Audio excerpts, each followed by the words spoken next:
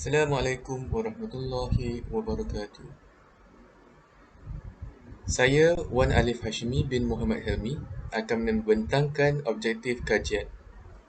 Dalam mencapai tujuan merungkai persoalan kesesuaian sistem kapitalis dan kesannya kepada ekonomi Malaysia, kami mengkaji bahan ilmiah daripada pelbagai sumber, zaman sesawang, artikel jurnal dan lain-lain.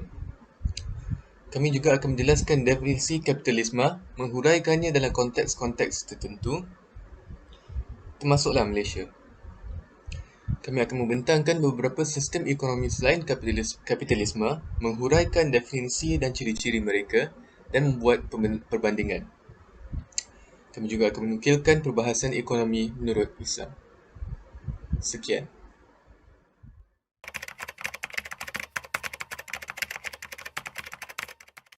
Liana, awak tahu apa itu kapitalisme? Kapitalisme? Apa benda tu? Kapitalisme ni sistem antara ekonomi dan kehidupan sosial di mana melibatkan pengeluaran produk yang dihasilkan untuk dijual demi keuntungan. Kapitalis bersaing dalam pasaran untuk dapatkan keuntungan yang maksimum sama ada produk tersebut berguna atau tidak kerana fokus utama mereka hanyalah untuk mendapat keuntungan yang maksimum. Oh, macam tu. Tapi kapitalisme ni bagus ke? Bunyi macam tak baik je.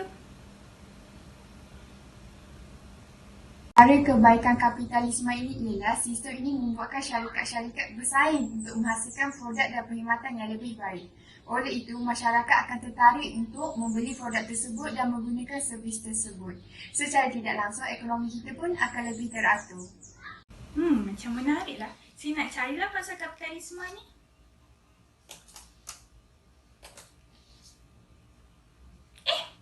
Tapi artikel ni ada cakap kapitalisme ni mengakibatkan pelbagai masalah dalam masyarakat kita, termasuk negara dari dulu lagi. Contohnya, kerajaan British pada zaman penjajahannya, mereka dahulu lebih fokus pada aktiviti komersial berbanding ekonomi masyarakat Melayu seperti biji timah, getah dan kelapa sawit. Betul Yana, bukan itu saja, ia juga menyebabkan ketidakseimbangan kehidupan masyarakat kita. Kesian kaum Melayu kita jika ditindas sebegitu rupa. Hal ini agak sukar kepada mereka kerana gagal untuk merebut peluang dan pengalaman. Kan? Selain tu, artikel ni pun cakap bank-bank konvensional juga nampaknya mengambil kesempatan dalam ekonomi kapitalisme ni dengan memberi kemudahan pinjaman kepada individu yang berpotensi untuk gagal bayar balik pinjaman tersebut. Hal ini kerana apabila seorang tu gagal membayar balik dalam tempoh yang ditetapkan, maka kadar bunga akan menjadi tinggi dan banklah yang akan dapat keuntungan. Betul tak Aisyah? Betul sangat Yana. Jadi pada pendapat saya, kapitalisme ni adalah sistem yang gagal membawa kesejahteraan kepada masyarakat kita. Dasar kapitalisme ni boleh makan diri kita sendiri. Pembuatan dan penggunaan adalah untuk kehidupan masyarakat, bukannya untuk mengautkan keuntungan semata-mata. Assalamualaikum warahmatullahi wabarakatuh. Nama saya Siti Nurliana binti Johari dan saya akan membentangkan tentang isu-isu yang berkaitan dengan kapitalisme. Untuk isu yang pertama ialah kes pembuangan haram kimia beracun di Pasir Gudang, Johor. Dalam kes pembuangan haram kimia beracun ini di Pasir Gudang, motivasinya tidak lain tidak bukan adalah memaksimumkan keuntungan. Sama ada yang melakukan jenayah itu kilang atau kontraktor pembuangan itu sendiri, tujuan mereka adalah untuk mengurangkan kos supaya keuntungan menjadi lebih besar. Mereka tidak memikirkan tentang kepentingan kesihatan rakyat biasa atau orang lain. Yang mereka fikirkan adalah untuk mengurangkan kos dan untuk melupuskan bahan kimia itu secepat mungkin. Bagi isu kedua iaitu pengangguran rakyat biasa semakin meningkat. Beberapa langkah kerajaan untuk menangani masalah pengangguran bagi anak muda dan para graduan juga dilihat sebagai memberikan kelebihan kepada syarikat-syarikat swasta yang akan meneruskan polisi upah murah kepada pekerja mereka. Kerajaan akan memberikan insentif sebanyak RM500 sebulan selama 2 tahun bagi graduan yang mendapat pekerjaan selepas lebih setahun menganggur, dan pada masa yang sama, syarikat yang mengambil pekerja baru itu akan menerima sebanyak RM300 sebulan untuk jangka masa yang sama. Langkah ini akan memberikan ruang kepada syarikat swasta untuk mendapat keuntungan yang lebih dengan mengurangkan gaji pekerja, di samping menikmati pembayaran tambahan dari dana kerajaan yang diperoleh melalui mencukaikan rakyat biasa. Bagi isu yang ketiga, iaitu isu yang terakhir ialah kerajaan melindungi kepentingan pihak pemaju perumahan. Seperti yang diketahui umum, masalah peningkatan harga rumah di Malaysia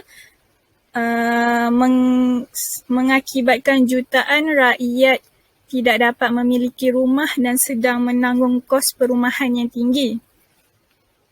Pada masa yang sama, walaupun jumlah nilai rumah yang tidak terjual sudah melebihi RM20 bilion, para pemaju perumahan sedang meneruskan pembinaan rumah-rumah pada kos yang tinggi dan tidak mampu dimiliki oleh majoriti daripada rakyat biasa. Berikutan itu, langkah-langkah kerajaan yang diumumkan pada Belanjawan 2020 dulu hanya bertujuan untuk membantu para pemaju menjadi kaya dan tidak membuat sebarang usaha untuk mengurangkan kos perumahan atau meregulasi keuntungan golongan pemaju. Skim rumah sewa beli yang bakal diperkenalkan akan meringankan beban para pemaju perumahan yang tidak dapat menjual aset hartanah mereka disebabkan oleh harga spekulasi yang tinggi bagi rumah-rumah yang dibina. Dengan skim ini, rakyat biasa diberikan pilihan untuk menyewa rumah dan membayar sewa kepada para pemaju selama 5 tahun, dan kemudiannya akan diberikan peluang untuk membeli rumah itu selepas tamat tempoh tersebut. Tanpa sebarang regulasi dan kawalan harga perumahan, skim ini hanya akan meningkatkan keuntungan kepada para pemaju yang akan meneruskan pembinaan rumah dengan harga yang tinggi dan memaksa rakyat biasa untuk menduduki rumah-rumah yang tidak terjual sambil menikmati bayaran sewa yang lumayan bagi para pemaju. Assalamualaikum, nama saya Rosman bin Roslan dan hari ini saya ingin membentangkan tentang perkembangan kapitalisme di Malaysia. Jadi, untuk artikel yang kami telah kaji ini, iaitu perkembangan kapitalisme di Malaysia, yang dipetik dari Chinese Business in Malaysia Accumulation, Accommodation and Ascendance oleh Edmund Terence Gomez, Survey Curzon Press 1999, yang daripada halaman 234. Jadi artikel ini berkaitan dengan perubahan beberapa fasa Malaysia dalam pembentukan kapitalisme sejak kemerdekaan sehinggalah ke hari ini. Ekonomi Malaysia juga berubah dari dasar ekonomi bebas ke dasar ekonomi baru daripada tahun 1971 sehingga 1990. Akan tetapi, kemerosotan ekonomi semakin kritikal pada pertengahan dekad di 1980-an yang lebih menyebabkan kerajaan terpaksa mencari inisiatif melaksanakan dasar yang lebih liberal. Oleh itu, wujudlah dasar-dasar seperti Dasar Pembangunan Negara daripada tahun 1991 hinggalah tahun 2000, Rancangan Malaysia ke-6 dari tahun 1990 hinggalah ke 1995, dan Wawasan 2020. Jadi, dasar-dasar ini merupakan penambah baik dari dasar yang sebelumnya dan ini mencetus ke arah pembangunan negara yang lebih maju di masa yang akan datang. Artikel ini juga membincangkan pendapat dari 4 karya tentang perkembangan kapitalisme Malaysia yang mempunyai pandangan dan isi yang berbeza tentang budaya kapitalisme di Malaysia. Kesimpulannya, penulisan artikel ini memberi pengetahuan baru tentang fasa-fasa pembentukan kapitalisme di Malaysia dan pandangan yang berbeza dari pelbagai karya. Pembentukan ekonomi yang baik haruslah diterima oleh semua pihak. Dia tidak mengira bangsa, agama supaya tidak berlakunya isu berat sebelah yang berkemungkinan akan menimbulkan masalah-masalah yang tidak diingini. Kepimpinan yang baik juga menyumbangkan kepada penambah baik dasar ekonomi kerana ia memerlukan kebijaksanaan dalam membentuk strategi yang efektif.